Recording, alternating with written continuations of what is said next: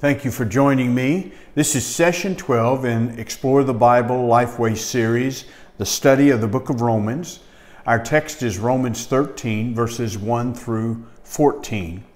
And the lesson summary statement is, believers should seek to represent Christ well in their communities and world. One of the ideas that I'd suggest in terms of starting your lesson is to simply ask the question, Jesus said, I am the bread of life. Now, how does bread represent Jesus? And the class could talk about some of those properties. Bread sustains life. Bread is found around the world in different forms. Jesus also said that he was the light of the world. How is it that light represents Jesus? He's here to reveal the glory of the Father. He shows us the way of sin and the way of salvation. Light is something that guides us to safety. There are all kinds of ways. Well, God is so great and He's so complex that He uses a number of metaphors throughout the Bible to help us to understand just the simple things about who He is. But one of the greatest things that God uses to show us Christ is the church. The church is to be like Christ. And so our lesson summary statement is we should seek to represent Christ well in our community and the world. Now, Paul speaks of two areas where the church can represent Christ. One is in citizenship, and the other is to our neighbors. Now, believers have received the great mercy of God. Romans 12, verse 1 and 2. And as a result of that, they live differently. Their lives are no longer being conformed to the world, but they're being transformed by the renewing of their minds. And one of the ways in which that's expressed is they're using their spiritual gifts to serve the church. That was verses 3 through 8. And they love other Christians and they don't retaliate against their enemies. That's verses 9 to 21. They live as good citizens and loving neighbors. That's chapter 13, verses 1 through 14. Now, why is it that Paul would mention citizenship and neighborliness? Why did those things come to the surface? Well, Rome is the capital of the Roman Empire. And it's really not possible to find a representative example of what Rome was to the people of the first century. Yes, it's the capital, like Washington, D.C. is the capital. It is a source of power, like Washington, D.C. represents the power and the glory of maybe democracy and freedom around this world. But it was the center of everything. It was the center of the world. And so if there's any place where Christians need to give an accurate testimony to what a Christian is, it is in this place of Rome. They needed to be understood that they were good citizens and not revolutionaries. Now, in Corinth, Paul meets two Christians by the name of Priscilla and Aquila. They had been driven out of the city of Rome in 49 AD. They were expelled by the Emperor Claudius, who expelled all the Jews out of the city of Rome. And the reason that was given is because of a riot over Christus, no doubt talking about Christ. And the Jews and the Christians somehow got into some kind of a conflict with one another. Well, to the Romans, Christianity at this time was just a branch of Judaism, and so they just drove them all out. There were two things in which you could get into real trouble with the Romans, and that is not paying your taxes and causing a riot. And so the Jews were just expelled, and that included Christians were expelled from the city of Rome. And that's how Aquila and Priscilla arrived and met Paul. That's 49 AD. Well, Claudius dies in 54 AD, and this edict of the Jews having to be expelled from Rome lapses. And so Paul writes the letter of Romans in the late 55 to 56 AD, And so he's writing to these people, and one of the things that he says that shows that people have been transformed by Jesus Christ and they're no longer conforming to the world is their citizenship and the way they relate to their neighbor. Daniel Webster, one of the founders of the United States, said, "Whatever makes men good Christians makes them good citizens." And this is what Paul wants the church to prove. A good Christian is a good citizen. So how important is it for Christians to be good citizens? If our government could be radically changed if American Christians simply got involved and became good citizens. There are 185 million Americans eligible to vote. 65% of them are not registered to vote. Of the percentage that are registered to vote, the very best is 56% actually do vote. If half of the evangelicals voted, we'd have the numbers to have reversed every presidential election for the last 100 years. President Obama won his second term in office because 5 million evangelical Christians didn't vote for Mitt Romney, who had voted for Senator John McCain. The most powerful place in American government is the voting booth.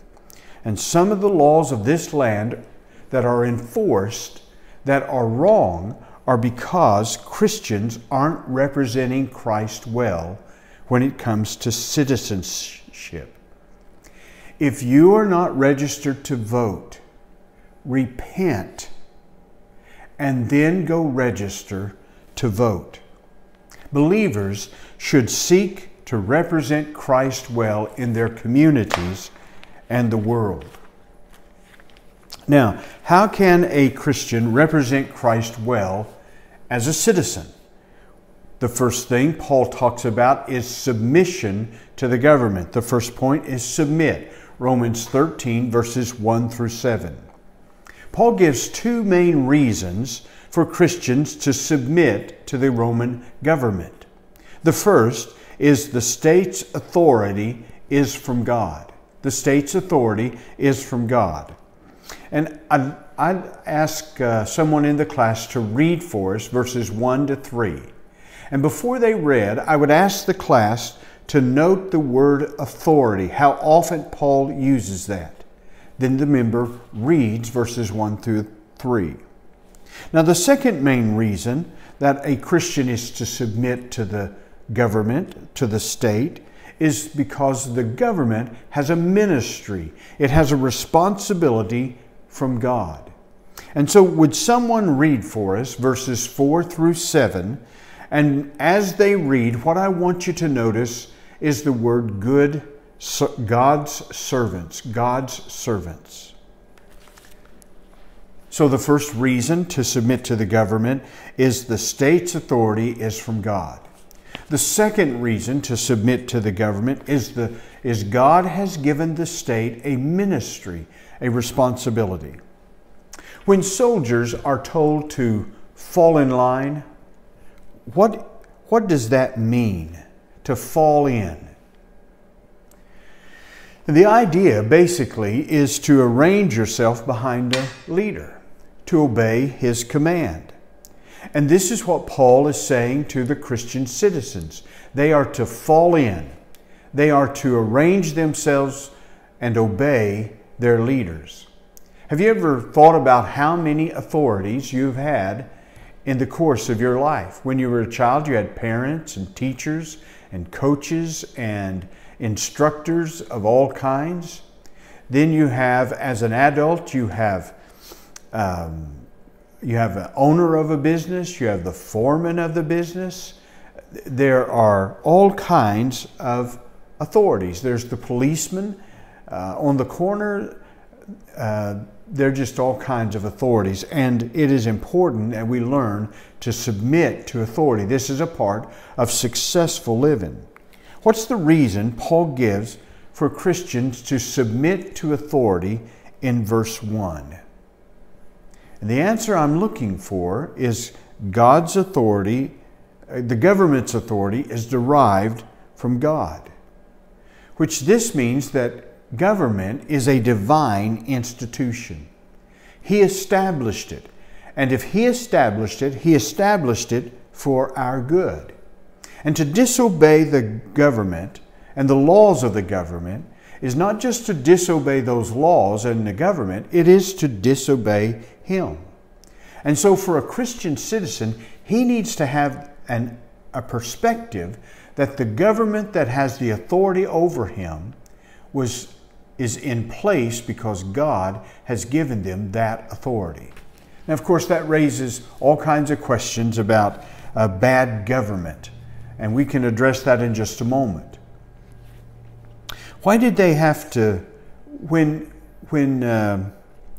why was Jesus born in Bethlehem? Why was Jesus born in Bethlehem? Now, obviously, one of the answers that comes is because of prophecy. But that's not the only reason that Luke gives as to why Jesus was born in Bethlehem. Luke tells us that Caesar Augustus had required there to be a census, that every citizen be counted so that every citizen could pay taxes. Now, R.C. Sproul makes a mention of this, and he has this very interesting dialogue that takes place between Joseph and Mary. Things that you could imagine Joseph would say when he heard this. This is a stupid commandment that we have to leave our home, travel several days to go back to my home of origin, Bethlehem. And all the reason that he wants for me to be counted is so that he can tax me even more. I make so little money to begin with that he'll never miss if I never do this. He goes on to describe Joseph as saying, not only is it stupid for me to do this, but he goes on to say that Joseph says it's going to put you, Mary, at risk. You're with child. And not only will it put you at risk, it'll put the child at risk. But what does Joseph do? Joseph obeys. And he and Mary make their way to Bethlehem. All human authority comes from God, but it can be misused. Ask someone to find John 19, verse 11, and to read this. It's the story of Pilate and Jesus before him. And Pilate says, "Don't you know that I have the authority over your life?" And Jesus, in essence, says, "You don't have any authority except what my Father has given to you." And what does Pilate do with that authority? He misuses it, and he sends a man to his death who is innocent. Ask someone to find Acts chapter 5, verse 27 through 29. And you know, this is the story of Peter and John before the Sanhedrin, and they've been told, stop preaching in the name of Jesus. And they won't do it. And they're brought back to the Sanhedrin, and they've said, "We told you to stop this. You have filled the city with the story of Jesus." And Peter and John says, you have to do what you have to do, but we must tell the world about Jesus. The government, the ruling authorities were asking something that was wrong according to God's will and purposes. So there are governments and there are times when they ask us to do things and they are not the proper thing to do.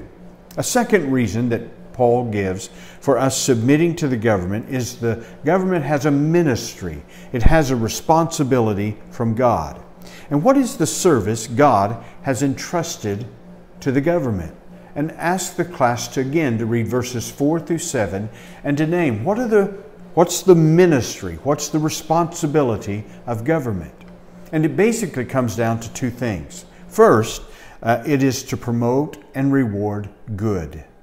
And secondly, it is to restrain and punish evil. So, to promote and reward good, and to restrain and punish evil. This is the role of government. The word sword is a metaphor for force.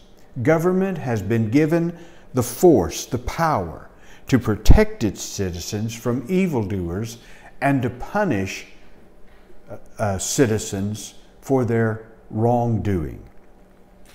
It also means that they have the right to solicit a police force in order to promote good and to protect from evil. It means they have the right to conscript a military in order to promote good and to protect evil. But you see, the debate in this text is over this word good. And this is why it's so critical for Christian citizens to vote. Because the people we elect to legislatures, of course, are the ones who make the laws. And they're the ones who appoint the judges. And those two groups are the ones who determine what is good. Recently, I was reading about a case in Connecticut where 3 young women were taking Connecticut to court because they were having to compete against a transgender male. And of course, he had a disadvantage. They were disadvantaged of him, even though he was taking estrogen and he was suppressing his testosterone. He was by nature stronger than they were and had an advantage, an unfair advantage when it came to competition. When the lawyers were presenting their case for these 3 young women, the judge rebuked them and said, "Quit calling him a male. Call him a transgender female." And the lawyers came back and said, "The very language you're using undermines the very point we're trying to make." But the judge required them to either required them to stop calling him a male and calling him a transgender female. So they asked, well, can we just refer to his name? And they also have petitioned for this judge to be removed from hearing this case. But that's because the man was appointed at a time when people were in favor of that. So this is how important it is. All of this requires money. Paul goes on to say these servants deserve to be paid, and these services that the government provides for must be paid for. Now, what's the difference between avoiding paying taxes and evading the paying of taxes? What's the difference between avoiding paying taxes and evading the paying of taxes? What I'm looking for is one's legal. The avoiding of paying taxes. That's things like deductions. And the law has been made for deductions to be allowed. And it is perfectly acceptable to take every deduction that the government provides for you when it comes to the paying of your taxes. But the evading of taxes, that's falsifying your returns. That's not reporting and declaring all of your income. And that is wrong. If you want a living example of these verses, read the Declaration of Independence. That's your assignment. In fact, let me encourage you, for the class, you might send them a copy of the Declaration of Independence or ask them to read it before your class meets, because what you're going to find in the Declaration of Independence is a perfectly stated document on what is at play here.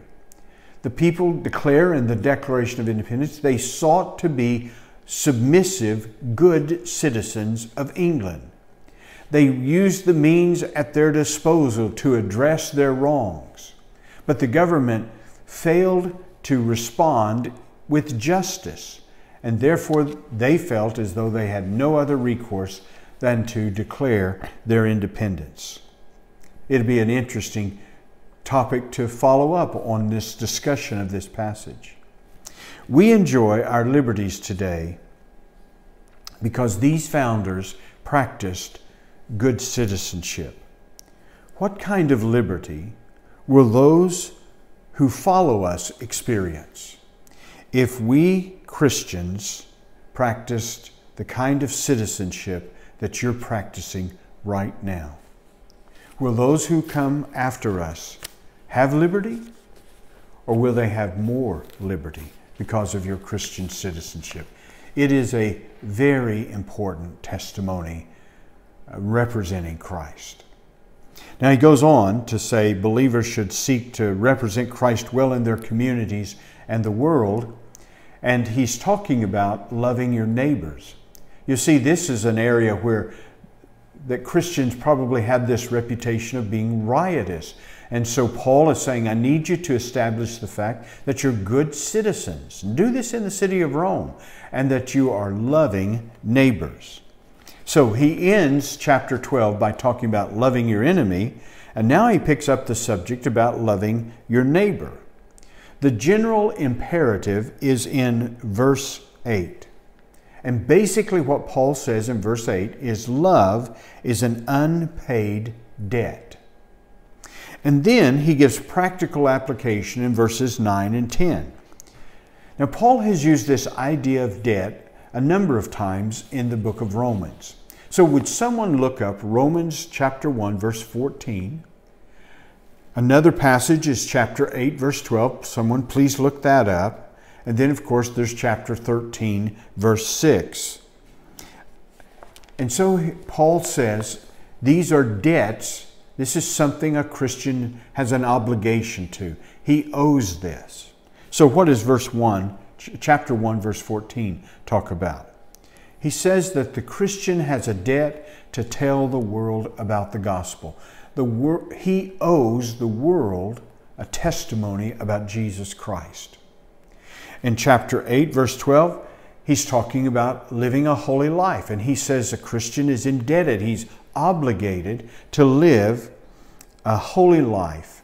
And so he owes this debt to the Holy Spirit. In chapter 13, verse 6, he says that you are in debt to the state. You owe those who serve you through the state and the services they provide, you owe them your taxes. And now he comes to this passage where he's talking about your neighbor. And he says, what you owe your neighbor is to love your neighbor. Now I have a question. What actions do you take to pay your taxes? How do you keep records of that so that you pay your taxes? For example, you have your deductions, and you keep those throughout the year. I have a box, and throughout the year, everything that's a deduction, I put it in this box. I keep record of that. Because of my work, I have to pay quarterly. So every quarter, we write a check to the IRS. I'm convinced that if every American had to do that, we'd have tax reform in about 30 days. But we have to pay that every quarter. So we know the date that takes place. There's a whole industry that's been developed to help people prepare their taxes. And so we have a tax preparer. Maybe you do it yourselves. There's just a whole list of things that are involved when it comes to paying our taxes. Now imagine what a church would do if it took expressing love to members to the same degree that citizens take to paying taxes. Suppose a church had felt the same obligation to love its members as a citizen feels to pay its taxes. What kind of actions would you see in a church that had this kind of longing to want to show love to its members, just like a citizen must pay his taxes? What would a church do? Well, a Sunday school class would organize itself to stay in touch with one another on a regular basis so they would know what's going on with people. They would have a prayer list, in which they would be sharing prayer requests with one another. They would know what someone's need is, and they would organize themselves to meet that person's needs. Just in the Sunday school class, they could do a wonderful thing there. There would be other things. Maybe there needs a food closet or a clothes closet or any number of things in which to express love. But can you imagine how wonderful it would be if a church took loving one another as seriously as they take paying their taxes? The law provides guidelines on how to love. And so you have these commandments that are listed. These commandments come from the bottom half of the 10 Commandments, where it talks about our relationships with people. Now, love seeks the highest good. And since love seeks the highest good, they would never take actions that would harm someone's home. And he mentions adultery. They would never take some kind of actions that would rob someone of their God-given life. And of course, that could be their reputation. They would never do something that would steal their property from another. They would relate to one another in such a way that they would not harm people's simplicity and contentment. Now, here's an exercise to evaluate if you're giving much thought and effort to paying your debt of love. Take a sheet of paper and draw your neighborhood around you. And then in those squares representing the houses around you, put the names of those neighbors. How many names do you know? And once you have completed that, or not completed that, then what are some of the needs in each of those homes? Just that little exercise may reveal to you you have some work to do when it comes to loving your neighbor. Or take this. How about just turning the sheet of paper over and listing the last 8 things you've done that were an act of love, an act of ministry for someone in your church?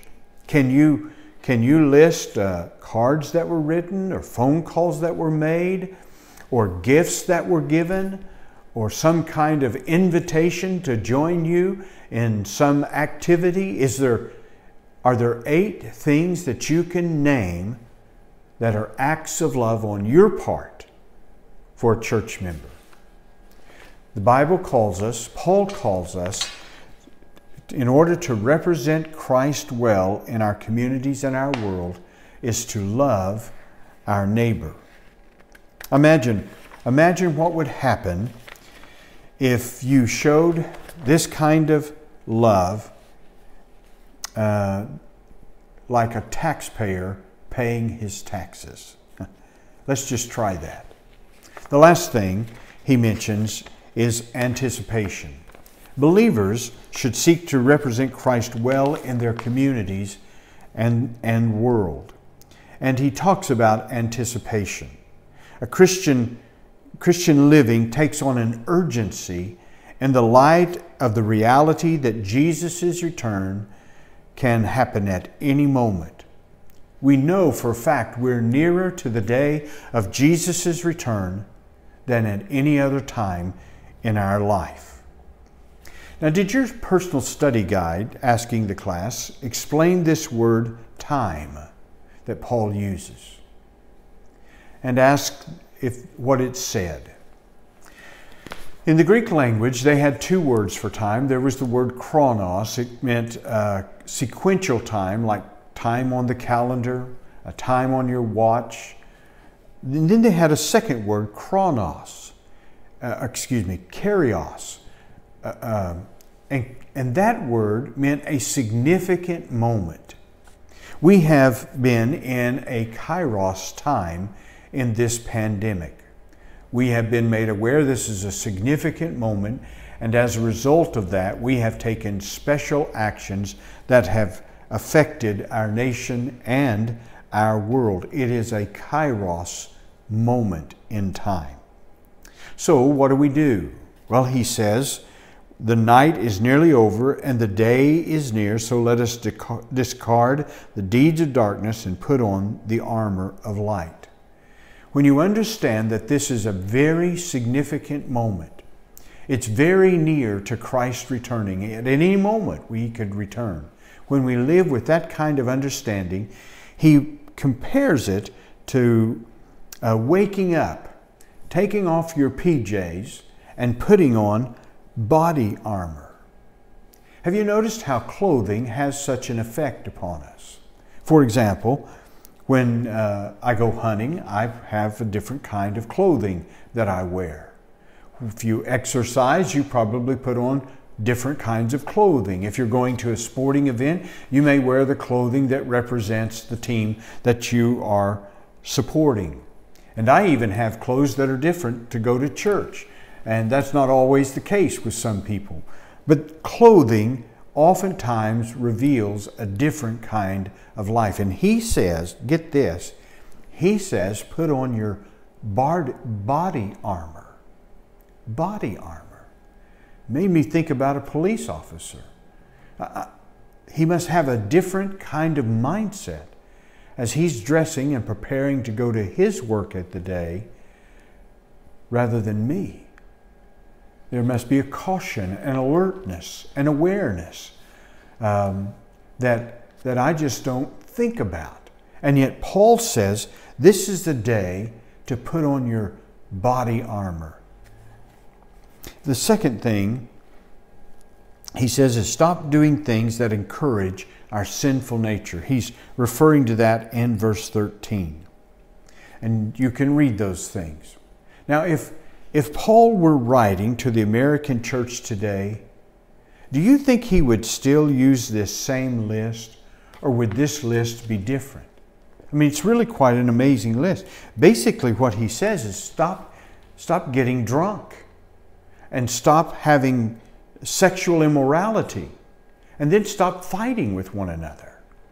Isn't that an interesting list? It tells you something of the context and the culture of which these Christians are coming out of.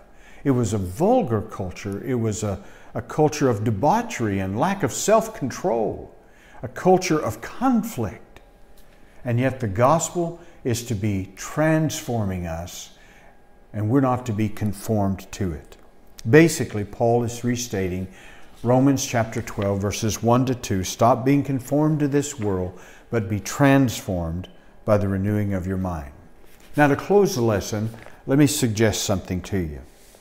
These three areas are given for us to evaluate how we're doing in representing Christ well in our communities and the world. So in a sense, they're like a mirror that we can hold up before us to evaluate how well am I representing Christ in my community and world. The first mirror is citizenship. What are some things that you would use as a mirror to examine your citizenship? Ask the class that. Are you registered to vote? If you're registered to vote, are you informing yourself and then voting? Have you written a congressman either a letter telling how you expressing your opinion about something, or expressing your appreciation for him and prayer for him? Are you involved in some way in the electoral process? Do you attend any of the city meetings in which various things are being discussed? There's just a whole list of things. Are you being a good citizen? That's a mirror that you can hold up. And what needs to change when you look in that mirror? A second mirror to hold up is this area of loving your neighbor. How would that, what are some things we would want to ask ourselves as we consider the context of our neighborhood, as well as the context of our church? Are we representing Christ well in those communities? And then the last mirror to hold up is our motivations for holy living. Do you give much thought to the fact that Christ will soon return? And these are days that are filled with opportunity to be a representative of Christ to our community and our world. God bless you, friend. It's important. It's an important lesson, particularly this year, in which it's an election year for our nation. Thank you. I'm praying for you.